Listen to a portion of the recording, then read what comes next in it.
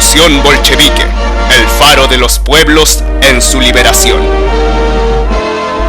La gran revolución socialista de octubre fue el gran faro que alumbró el camino hacia la liberación de los explotados y oprimidos de la tierra. Este gran hecho no fue fortuito ni espontáneo, como los historiadores liberales, oportunistas y reaccionarios pretenden hacer creer, sino que fue producto de la lucha, organización y experiencia de las masas populares rusas y de los pueblos oprimidos por la tiranía de los zares. Este gran acontecimiento en la historia de la humanidad es en el que por primera vez los trabajadores se alzaban por la conquista de una nueva sociedad, de una sociedad sostenida y dirigida por ellos mismos. Asimismo, como representó la esperanza de toda la humanidad trabajadora, los oprimidos y explotados en general, también fue la peor pesadilla para los explotadores, tiranos y capitalistas, pues la revolución bolchevique significó que la alternativa a la explotación capitalista e imperialista era posible, y que esta alternativa se lograría por el levantamiento revolucionario de las amplias masas populares, guiadas por su partido comunista, hacia el parto de la nueva sociedad, de su edificación y desarrollo, el socialismo. Pero esta gran revolución se desarrolla y nace después de una serie de acontecimientos que distan de darle un carácter fortuito o espontáneo como muchos reaccionarios afirman. El imperio zarista era un régimen de carácter feudal, en la forma de castas sociales en los campos, donde se albergaba la gran mayoría de la población, que en ese entonces era principalmente campesina, pobre, distanciada de toda educación que no fuera estrictamente religiosa y feudal, sometida a la ignorancia tanto por la lejanía y ausencia de escuelas, como por la hegemonía de la reaccionaria Iglesia Ortodoxa, que jugaba sus cartas al lado de los zares. La sociedad de aquella gigantesca masa de tierra gobernada por los zares vivía en el atraso, en la miseria y la explotación. Este imperio de características militares y feudales empezó a comienzos del siglo XX a levantar fábricas en las ciudades principales, donde al mismo tiempo que originó a los nuevos capitalistas, aliados en la explotación, junto a los terratenientes o kulaks, también produjo a los sepultureros de este orden explotador y desigual que el capitalismo ofrecía con cada nueva ganancia. Creó al ejército de proletarios, que más tarde le darían sepultura a ellos y al zar. La derrota de Rusia en la guerra imperialista contra Japón en 1905 no solo desmoralizó a las tropas del imperio zarista, sino que agravó la crisis política, económica y social en que estaba inmerso, golpeando los bolsillos de los trabajadores. Es allí cuando el 9 de enero de 1905, frente al Palacio de Invierno, una multitud se manifestaba por mayores derechos políticos y por el fin a la crisis que golpeaba a los trabajadores. El zar ordena a sus cosacos masacrar al pueblo que luchaba, pero ni los tripulantes ni cañones del acorazado Potemkin callaron en la dominada Ucrania por esas injusticias.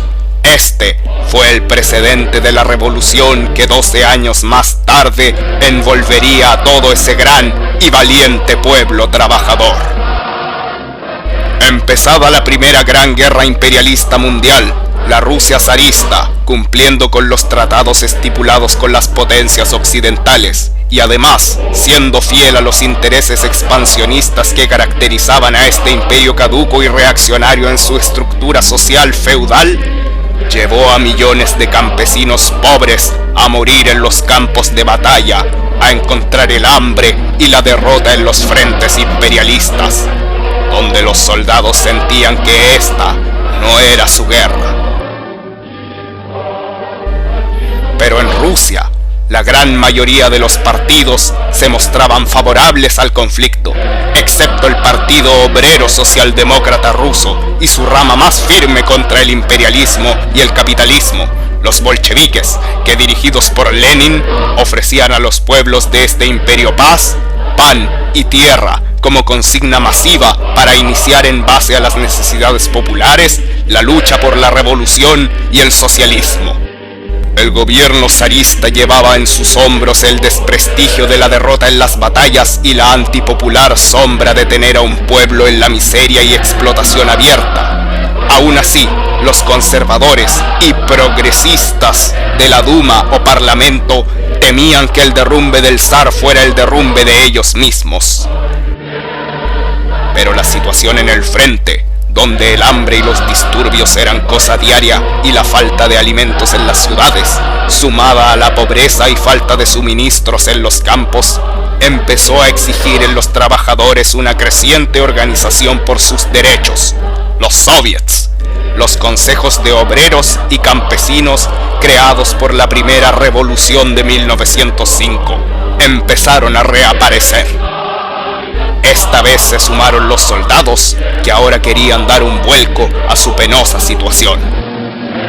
En febrero de 1917, la autocracia zarista ya no gobernaba de todo el país y se empezaba a desarrollar un amplio movimiento huelguístico de los sindicatos, pobladores, campesinos y explotados que con las consignas «¡Abajo la guerra!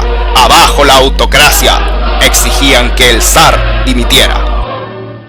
Esto ocurrió por fin el 2 de marzo de 1917, donde la abdicación del zar dio paso a un gobierno provisional compuesto por demócratas burgueses que no pretendían poner fin a la guerra, pues a fin de cuentas este era su gobierno y su guerra, el gobierno de los capitalistas y expoliadores del pueblo, y la guerra para asegurar sus ganancias y conquistas imperialistas, que bajo otros nombres y otra forma cambiaron las maneras de explotar. Pero Lenin y el ya consolidado pero pequeño partido bolchevique, que en antaño luchó por la instauración de un gobierno democrático como forma más progresiva en relación al viejo régimen feudal y autocrático, entendía que el nuevo gobierno provisional no ofrecería la alternativa que las masas populares reclamaban, y es por tanto que los bolcheviques ofrecían un cambio radical a la sociedad, siendo los pioneros en ofrecer una paz sin anexiones ni indemnizaciones, autodeterminación para los pueblos oprimidos por el imperio zarista y con ello la libertad para separarse de Rusia. Ofrecieron control obrero de las fábricas por los trabajadores y tierra para la siembra y cultivo de los campesinos pobres. Los bolcheviques, probados ya en la clandestinidad, represión y destierro de los tiempos del zar, eran reconocidos por su valentía y capacidad organizativa. Lenin, el dirigente máximo del partido, tenía que vivir entre el exilio y la persecución dentro de Rusia. Es allí donde, dentro de la represión misma, el camarada de armas y su fiel discípulo, Stalin, organizaba las huelgas en el Cáucaso y defendía la causa leninista frente a los mencheviques y socialistas revolucionarios que pretendían hacer persistir el régimen provisional, es decir, el capitalismo en contra del futuro socialista buscado por los bolcheviques. Es en este periodo de construcción de partido que las organizaciones populares y revolucionarias donde se probaron a los verdaderos bolcheviques, en contraste de ciertos miembros que se integraron meses antes de la revolución, de una manera de tener protagonismo o encauzar las aguas para su propio molino, los comunistas de verdad entregaban sus vidas a la causa del pueblo. Durante este duro periodo, la toma de posiciones se estrechaba y mostraba en qué trinchera pelearía cada partido u organización. El ejército asimismo decidía en mitines gigantescos y muy continuados. Los obreros, campesinos y soldados votaban. Las posiciones eran claras. Los reaccionarios, seguidores del viejo régimen, los que querían cuidar sus intereses, o la indiferencia frente a tal o cual grupo para evitar la guerra civil, y por último, quienes apostaban por un gobierno dirigido por las asambleas de soldados, obreros y campesinos, es decir, por el régimen soviético.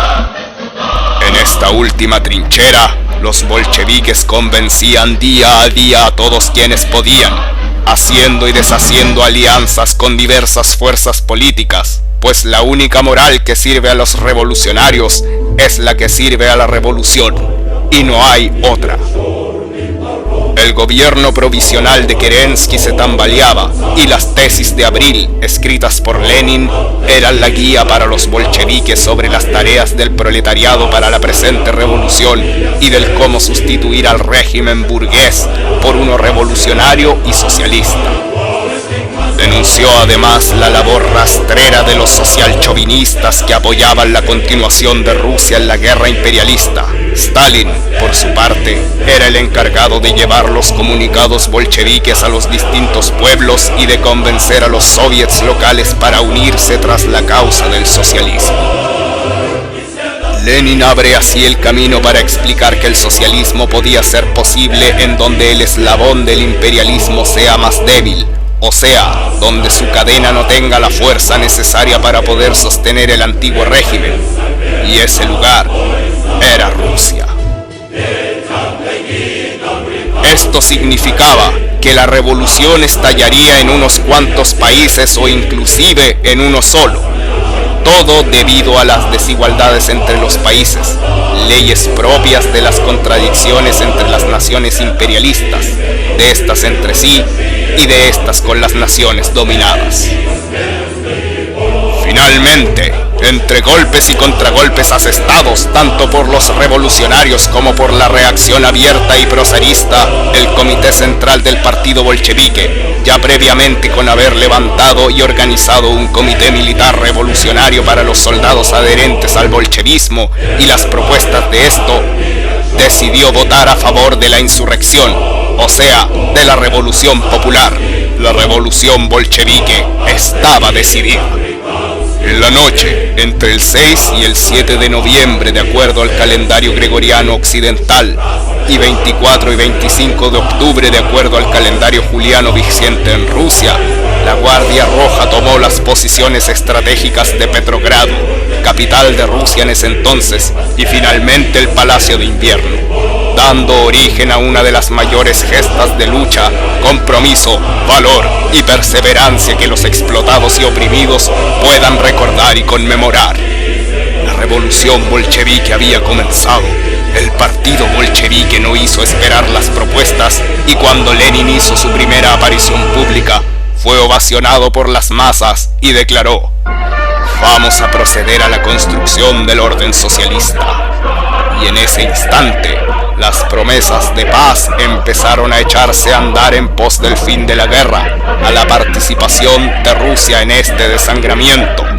El Tratado de Brest-Litovsk aseguró una paz momentánea con los imperialistas alemanes y sus aliados, lo cual no era garantía que el resto de imperialistas no atacara defendiendo sus intereses, pero daba tiempo para consolidar el poder soviético.